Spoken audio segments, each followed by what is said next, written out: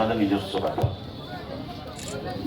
আপনি যদি পিংলা বিধানসভা বিজেপির কর্মীদের মনোবাসনা না বুঝতে চান, আমার তাদের দায় নেই।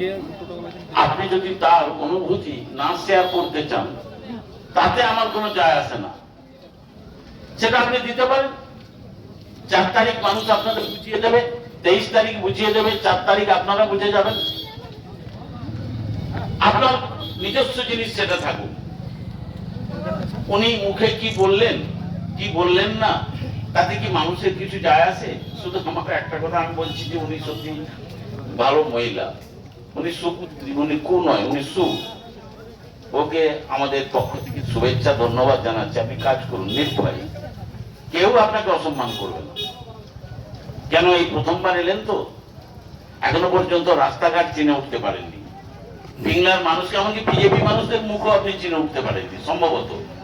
বিজেপি ভাইদের আমি অনেককে দেখেছি মুখ শুকনো করে ঘুরছি, যেখানে তৃণমূলের ক্যান্ডিডেট বছরে অন্তত বেশ কয়েকবার করে এলাকাগুলো ঘুরছে, কথা বলছে, ছেলেদের সঙ্গে ভালোবাসছে, ঝগড়া করছে, গন্ডগোল করছে, থাকছে, উন্নয়ন করছে, এটা করছে সেটা করছে।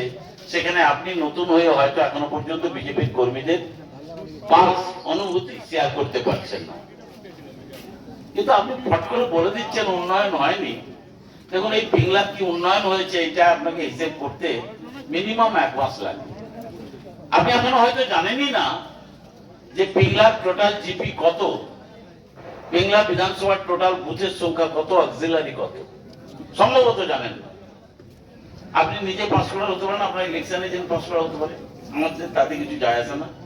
তবে দেখুন, আমরা এরকম না।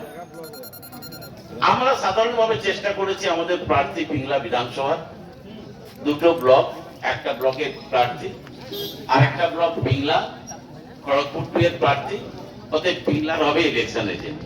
এটাই একটা সাধারণ সিস্টেম। আমরা সেই সাধারণ সিস্টেমের বাইরে যাই। আপনারা হয়তো অসাধারণ সেই সিস্টেমের বাইরে গিয়ে আঁটার চেষ্টা করছেন, করুন, আমাদের তাতে কিছু যায় আসে। কিন্তু উন্নয়ন নিয়ে আপনি একদম নোটিশ দিয়ে ফেলবেন না।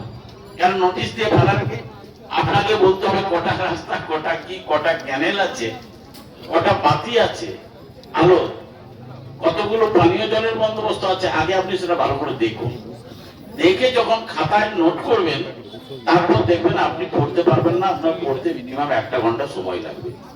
তাই চটকা রাজনীতি করবেন না। যেমন অমিত শাহ কালকে করে গেল চটকা, মমতা হারবে, বাংলার মমতার দল হারবে, মমতার সব হেরে যাবে, অমিত শাহ জিতে যাবে, কারণ তার জয় শাহ আছে, কোটি কোটি টাকা আছে, ভারতবর্ষের পুলিশের ক্ষমতা আছে, ও জিতে যাবে, আর তৃণমূলের সব হেরে যাবে। তাহলে আমার কাছে, আমি তো অমিত শাহ নই, এত বড় মাপের নেতা নই, দিল্লি থেকেও আসিনি। একটা কথা বলে রাখি, শুনুন, পিংলা বিধানসভা ছেড়ে দিন, সেটা মানুষ ঠিক করে নিয়েছে। সারা বাংলায় তৃণমূল কংগ্রেস 240-এর উপরে আসন পাবে এবং বিজেপি 40-এর নিচে নামবে।